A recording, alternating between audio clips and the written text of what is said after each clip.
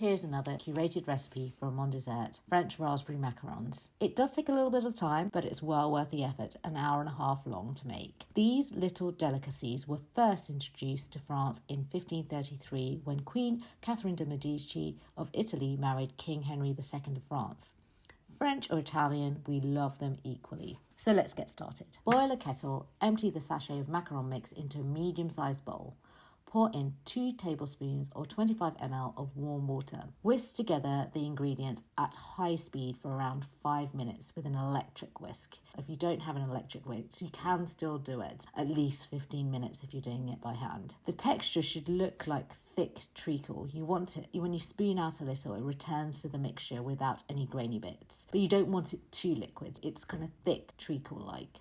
Once you've got the right consistency, place the piping bag pointy end down into a tall glass. If you're using one of our reusable silicone bags, tilt it slightly upwards so the mixture does not fall through. Pour the mixture into a piping bag, pick up the bag and hand seal the open end with a twist or loose knot. Snip 1 centimetre off the pointy end. Now, you should have printed out 2 templates on A4 and then lay parchment paper on top of that. Alternatively, you can send off for one of our macaron making mats. Note that the macarons will take less time to bake on parchment, but it will be more difficult to get that uniform shape. Use a slight swirling motion from the centre of the round to disperse the batter, or pipe using a 45-degree angle.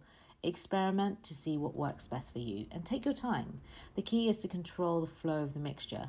Tilt the bag slightly upwards if you feel it starts to ooze out too much. If you're using the 2 templates under the parchment, pipe rounds as per the guide.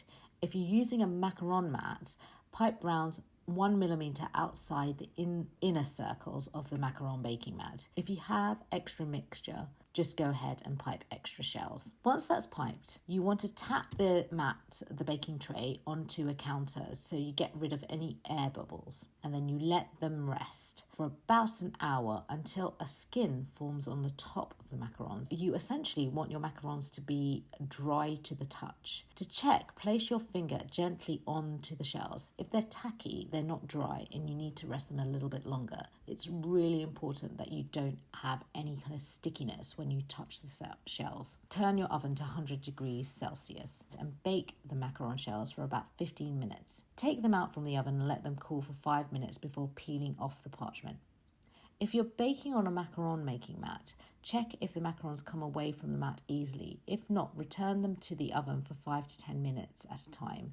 Keep rechecking. The easiest way to take them off the mat is to flip the mat onto a tea towel so the shells are upside down and peel the mat away that way. Note with the mat, it's not always the case that the underside is completely smooth, but rather they are quite porous. While the macarons are in the oven, you can get on with the filling, which is super simple. Whisk 60 ml of whipping cream into a bowl until you get soft peaks, and then gently fold in the raspberry jam in the sachets. Prepare the piping bag as before and spoon in the raspberry filling. Snip off the end. Now, the assembly. Turn the shells upside down. Pipe a 10p sized blob onto each half, approximately 12 shells to upturn shells. Then you just pair up the shells according to size and form sandwiches. We would twist rather than pushing them down because otherwise they might break. They're gentle little creatures.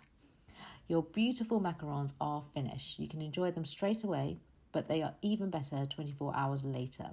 Store them in an airtight container in the refrigerator. Bring them out to room temperature just before you serve them. This process is called aging, and it softens up the insides of the shells while keeping the outer shells crisp. And that's it.